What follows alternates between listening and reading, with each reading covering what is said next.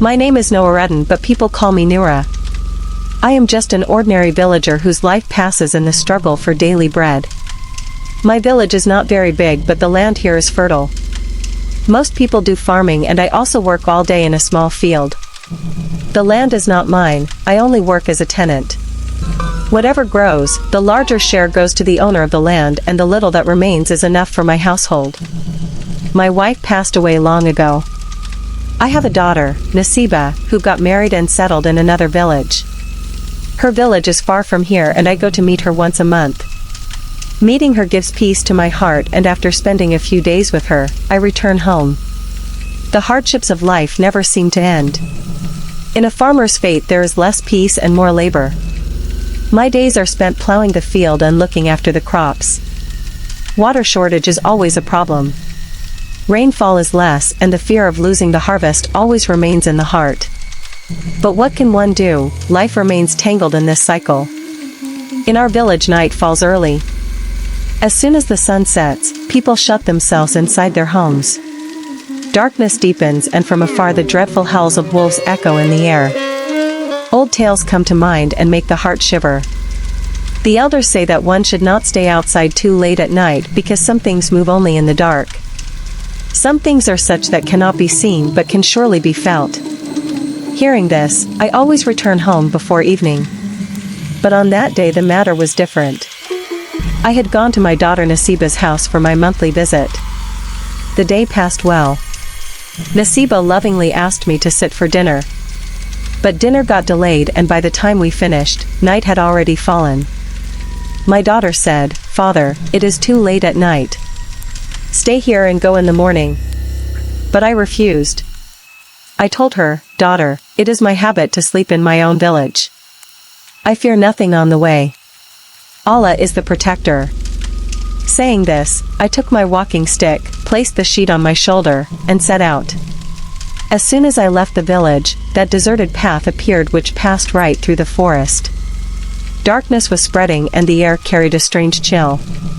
But that night something unusual was about to happen. Something that would carve the most terrifying memories into my soul. The silence of the night grew heavier with every passing moment. I was not barefoot, yet it felt as if the ground beneath me was no longer just cold, but frozen like ice. The sheet on my shoulder kept slipping away with the gusts of wind, and I adjusted it again and again while moving forward. I had walked this path many times before, but tonight was different. There was a strange heaviness in the air, as if even breathing had become difficult. The branches of the thick trees at the edge of the forest were so entangled with each other that they created a haunting sight. The moonlight too was trapped in the mist of the sky, only faint rays touching the ground. The path was deserted. Complete silence. No sound of a traveler, no chirping of birds. Only something that resembled the hiss of a snake. For the first time, a strange doubt arose in my heart. Maybe I should have stayed. Maybe I should have listened to Nasiba. But now I was in the middle of the path. To go back or to move forward, both were the same. Suddenly, I stopped. In the roots of a tree something was lying there. I narrowed my eyes to look, but in the dim light nothing was clear. It seemed like something was on the ground. Maybe a cloth. Maybe an animal. Or maybe a human. My heartbeat grew faster. I gathered courage and slowly stepped closer. As soon as I reached near, that thing suddenly moved. A faint sobbing sound came. A chill ran down my spine. Someone was there. Someone who seemed badly wounded. In a trembling voice I asked, "Who is there?" No reply came. But that thing kept moving slowly. I gripped my stick tightly and bent forward to see more clearly. And then suddenly, that thing moved with the speed of lightning. As if a lifeless body had suddenly been filled with life. I panicked and stepped back. Even my stick trembled in my hand. The ground beneath my feet felt like loose sand, as if it wanted to pull me inside. "Who are you? What are you?" I called out again, my voice shaking. But still there was no answer. Only that faint groaning sound, like the long sigh of an old man. The wind grew stronger. The branches of the trees began to strike against each other, as though someone had shaken them violently. I tried to step back, but my body had turned numb. And then, that thing sat up. My eyes froze wide open. What I saw in the dim moonlight was enough to make my hair stand on end. It was a man. But not like any man I had ever seen. His body looked like a skeleton, as if the flesh had rotted away many years ago. His arms were unnaturally long and thin. His fingers were so long they seemed to scrape the ground. His face, or what was left of it, looked like a hollow skull, with deep dark sockets where eyes should have been. I took a shaky breath and raised my stick towards him, as if trying to convince myself this was only a wounded man, not a monster. But the moment my stick came close, that thing turned its head towards me. I froze like a stone. In the hollow sockets of its skull, 2 glowing embers appeared.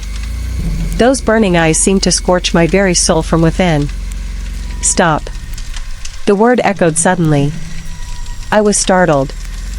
I looked around but saw no one. Only that terrifying creature stood before me, and the deserted path stretched into silence. Go back. The voice came again, louder this time. But it was not the creature's voice. It came from somewhere far away. Like a whisper carried in the folds of the wind. I tried to step back in panic, but it felt as if my feet were nailed to the ground. Sweat ran down my body. My heart raced so fast I thought my chest would burst open. Then suddenly that thing moved. Its long hand slowly reached toward me. I screamed at the top of my lungs and tried with all my strength to step back.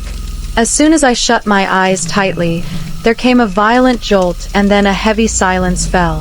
When I opened my eyes slowly, the thing was gone. But on the ground where it had been sitting, there were strange marks in the soil. They were not human footprints. They belonged to some creature whose feet were not like normal human feet, but of some animal or of something that might once have been human and now was not. A chill ran through my body. I grabbed my stick quickly and, gathering whatever courage I had left, I ran. I did not know then that the real terror was still waiting ahead. My legs grew heavy and my breath came like smoke, but I could not stop. The strange marks on the ground pressed under my feet, yet I felt as if those marks were following me, as if that thing was still here somewhere, watching me, judging every move I made. I searched the darkness with my eyes, but all I could see were black trees. The wind had stopped, yet there was a whispering in the leaves as if something walked beside me. Then that voice was heard again. Stop! My feet froze as if someone had grabbed the hem of my clothes. I turned my head quickly, but there was no one, only the empty road, the forest, and the deep darkness that seemed to crawl inside me. Who's there? My voice trembled. Maybe it was my age, or maybe it was the terror that gripped my body, but there was no answer. Then suddenly I felt as though someone was standing very close to me. This path. This is not yours. This time the voice came from very close, as if someone were whispering right into my ear. I quickly stepped back, but my foot struck something and I fell hard onto the ground. The soil stuck to my face. I raised my eyes and froze. A tall, thin shadow stood before me. It was shaped like a human, yet clearly not human. Its feet did not touch the ground. It seemed to be hanging in the air. I could not see its face, but in the middle of its chest burned 2 glowing marks like fire. Were they eyes or something else? I could not tell. But they were staring into me. My heart pounded violently. I reached out to grab my stick lying on the ground, but my hands were trembling. Go back. There is still time. The voice came again, but this time it came from the shadow itself. With shaking hands, I somehow held my stick and forced myself to stand. My steps moved backward, but my eyes remained fixed on the shadow. Then the shadow slowly began moving toward me. In one swift motion, I thrust the stick forward and said in a trembling voice, "In the name of Allah, who are you? What do you want?" The shadow stopped. For a few moments, silence. Then the burning embers in its chest began to fade. Suddenly, with a violent gust of wind, it vanished. But at that very moment another sound reached my ears. This time it came from behind me. Not one whisper, but many whispers together, as if countless unseen mouths were breathing into my ears. Not now, but we will return. And then we will be waiting for you. A shiver tore down my spine. Without wasting a second, I began to run. My steps stumbled, darkness clouded my vision, but I kept running. I ran and ran until at last I saw a faint glow in the distance. It was the light of the lamps at the edge of my village. Gathering the last fragments of courage, I rushed toward it. The whispers behind me slowly faded, as if those dreadful beings could not cross a certain boundary. As soon as I entered the village, I collapsed onto the ground. My breath was ragged and my body drenched in sweat. Some people saw me and ran over. They came close and asked, "Baba, what happened?" With trembling hands, I touched the earth as if to prove to myself that I was still alive. In a quivering voice, I said, that path is not right. There is something there." The elders exchanged troubled looks. One old man drew a long breath and said, "We know. No one has gone that way for many years. Whoever went was not heard from again. Some were taken and never returned. It left a silence in life that never left us." A cold wave ran through me. I raised my head slowly and looked toward the deserted path I had come from. There was nothing now but darkness and a faint whisper in the air. I quickly turned my gaze away, said the name of Allah in my heart, and decided to forget that path forever. But that path never left me.